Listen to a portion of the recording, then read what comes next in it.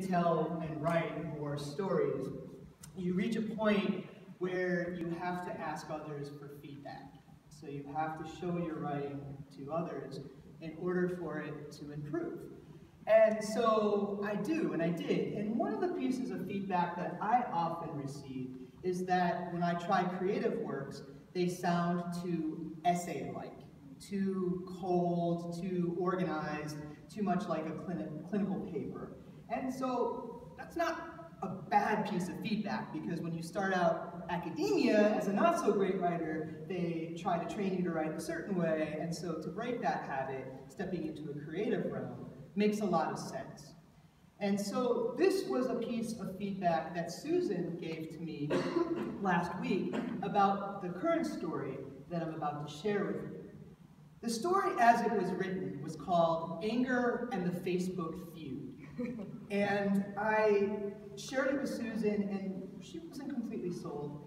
And so she gave me that same feedback. It was a little bit cold, and she didn't see what was really in it for me. She also referred me to a website called The Moth. And so if anybody is interested in sharing stories in your family or in your classes, absolutely use The Moth. It's a great website, it's a storytelling community, and they offer tips for telling a really great short story. So, last week and this weekend, I looked at The Moth, and one of the things that stood out to me was the idea of stakes in the game. What stakes are in it for the author, or the author's voice, the person telling the story? So, I looked at the story as it was written, Anger and the Facebook Feud, and I decided to rewrite it. And I rewrote it Monday. And when I rewrote it Monday, I've chosen to call it the 49. And I'll show you why in just a second, but because it's more now of a script than a manuscript, I'm not going to read it. So, who has a family member they really adore? Somebody you really like. It's that cool person, that relative that you really, really enjoy. For me, this person gave the best Christmas presents, right? Cash instead of that ugly sweater. All young kids like cash as a Christmas present, right? She was the woman who would listen to me go on and on about school and all of my friends of whom she didn't know, but she didn't sit at the adult table with all the adults doing adulting things. So for me, and for a lot of us, this person was a really great relative. In the 49, I have to decide if, as I've aged, it's time to let this person go. It's June 13th, 2016, Sunday. I just wake up, I put a cup of coffee on, and I go and open my MacBook. 49 people were shot to death at Pulse Nightclub in Orlando, Florida. 49 people. And I can't move. I'm at my computer, and Twitter is blowing up, and the Facebook wall is going nuts, and my phone is going crazy, and I'm stuck looking at everyone's posts about 49 young people who were shot to death at Pulse Nightclub in Orlando. And I'm frozen for this reason. I'm projecting. Because 10 years earlier, that could have been me. You see, in the middle 2000s, there wasn't a lot going on in downtown Tampa, and so it was quite possible that a lot of folks would drive over to Orlando on Saturdays. And we did. And we went to Pulse. And I'm frozen because I can see the floor plan of the nightclub, right? And I can see the famous white room, which was no smoking, and the two-way mirrors in the bathroom, which was a little weird because you could pee and watch people. And I see my favorite bartender, Juan. Juan always hooked me up. and I can't move at the computer because I think of my best friend Matt, and if you would have been shot,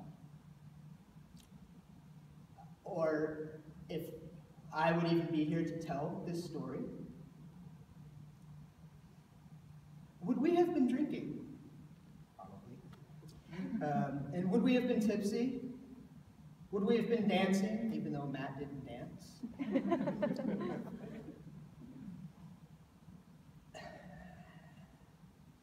And then I think about those kids, the 49 people at Pulse, and I hope they were tipsy.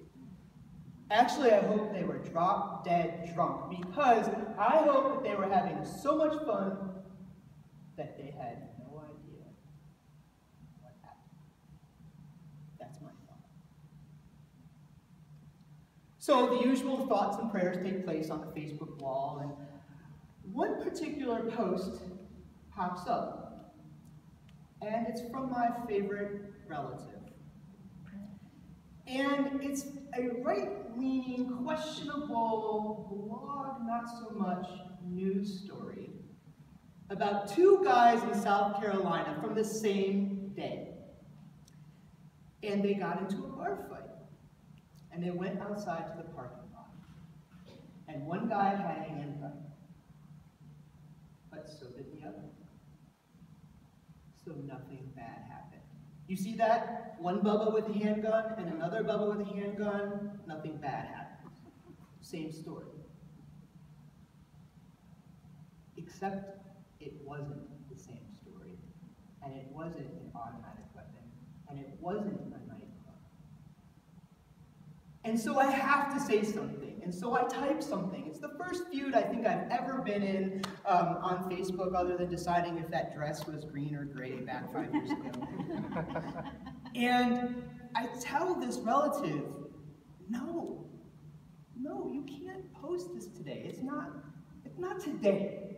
The timing is bad. Your empathy is off. And